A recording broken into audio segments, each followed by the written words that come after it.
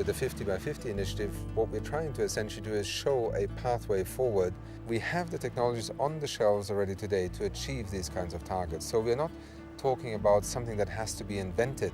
We're simply talking about the policies that have to be put in place. The Global Fuel Economy Initiative therefore creates an enormous opportunity. It's going to be a very interesting platform where all target groups can converge and understand and learn from each other.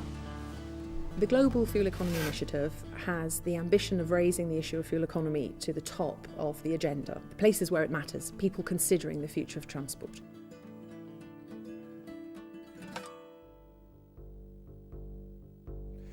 Well, the initiative brings together 4 agencies: the International Transport Forum, the International Energy Agency, UNEP and the FIA Foundation. All of us have been working over the many years on fuel efficiency, on improving CO2 emissions. And the idea is really to bring together the experience of the 4 agencies to provide the expertise to a wider group of people.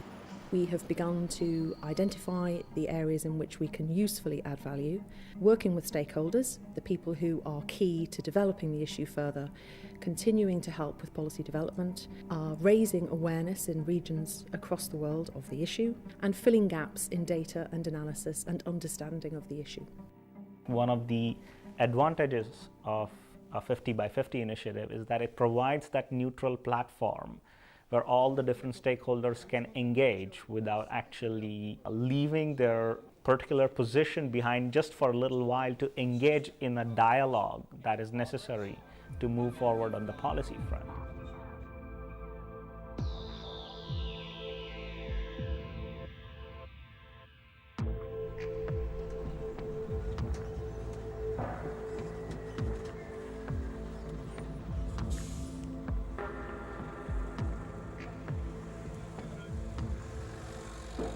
One of the objectives is to get governments from developing countries more interested in developing their own fuel economy standards.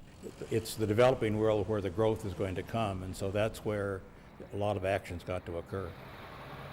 50 by 50 campaign is very well in place in Europe and developed countries, but there is a need for it to the mechanism and the necessary regulation to be imported into Africa so that we recognize the need to work with 50 by 50.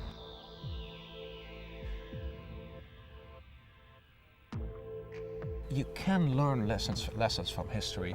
If you see, the impact of today's cars on, for example, air pollution, is so much lower than it was 20 years ago, and that is because the regulators have imposed environmental standards on the industry. The industry didn't like it. The regulators still, did it, and of course we as environmentalists encouraged them to do so. And I think that past record, if what we can do in air pollution, we can also do for fuel consumption. If you look at what worked in the past, we could apply similar recipes to the future.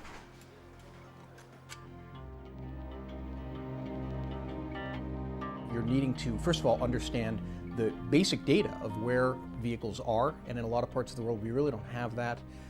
We need to understand better in terms of setting the stringency of targets. What are the costs of technologies and what are their benefits? Fuel economy is extremely important. This 50-50 initiative is one of the most important milestones in trying to achieve it. And we are, as a country, dependent, largely 90% of our oil is imported. The consequences of failing to address the massive increase in the global fleet are almost too hard to imagine, but we cannot sustain that level of demand for oil. There are not the resources available. So we need to ensure that the cars that are driven all around the globe are as fuel economic as is possible. We have the technologies to do a huge amount, even with the internal combustion engine. So we have to address the issue of fuel economy.